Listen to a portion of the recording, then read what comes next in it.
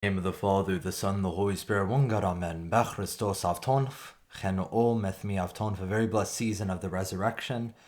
And we are blessed to continue our Bible study on 1 Corinthians, and today we are on chapter 10. And although we released two videos today, that's because I didn't release the one from last night. But here we are in chapter 10, and I have to say there is more content in this chapter than I have time to speak on. So if I could find one theme for us to concentrate on and have us invite us to contemplate in our minds, would be unity in the sacraments. Unity in the sacraments. And what do I mean by this? So St. Paul begins with this imagery reminding the Church of Corinth that the forefathers, the Jews, Moses and the children of Israel, had passed through the Red Sea. And he explains to them that this is a type of baptism and that they were in a terrible place. They were in Egypt where they were under slavery, under Pharaoh. But the Lord, using his servant Moses, delivered his people.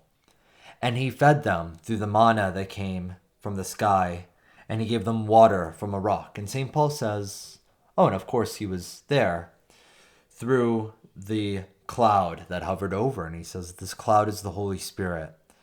This Pharaoh that chases you is Satan. And this rock is the Eucharistic chalice. The water which comes forth is the blood of our Lord Jesus Christ. And that bread from heaven is our Lord Jesus Christ, as seen, I believe, in this Sunday's coming up gospel, which would come from John chapter 6, that the Lord says, I am the bread of life, as your fathers ate the manna in wilderness and died. You eat of me and you will live forever. But in what state, in what way? We live in unity. Unity with our Lord Jesus Christ, but unity being the body. So it says in 16 through 17, the cup of blessing which we bless, is it not the communion of the blood of Christ? The bread which we break, is it not the communion of the body of Christ? For though we many are one bread and one body, for we all partake of the one bread. And contemplations have been made in regards to the bread and the wine. And we know that we've seen this as early as the book of Genesis. Melchizedek came bearing bread and wine through his worship, and this was Eucharistic worship. And we've seen other images, for example, the showbread that David ate from. And we see other images of these things throughout the scripture, throughout the Old Testament, but then it is manifest in the Eucharist of our Lord Jesus Christ, the institution of the sacrament during the Last Supper, in which he took bread and said, this is my body, and took the wine and said, this is my blood. But they contemplate in regards to bread. You take many pieces of wheat, grain, whatever, and you grind it, and it becomes one bread. And for the wine, you take many grapes, and you smash them, and you make the wine.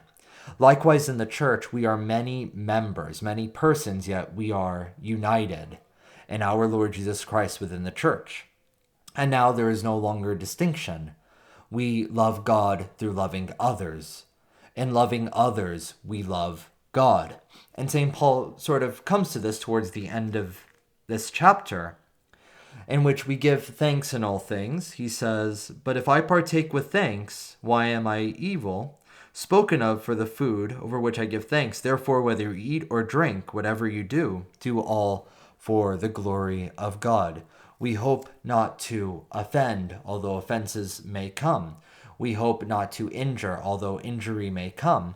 But we hope in all things we edify one another. Hence, love precedes and fills all of our actions.